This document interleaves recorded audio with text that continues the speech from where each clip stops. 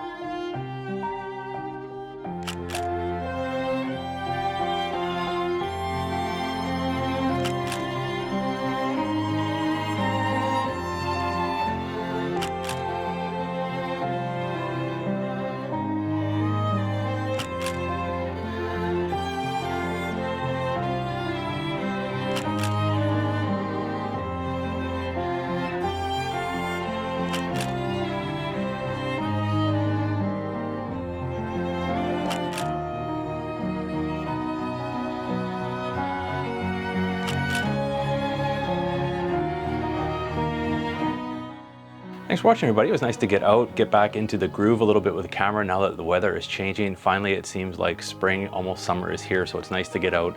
Nice sunny day. I'm definitely going to be taking my camera and trying this film recipe again. I did like this one. I like the vintage vibe of this one. So thanks, Mark. Thanks for creating this one. Thanks for sharing it on your website. That's all, everybody. See you in the next video.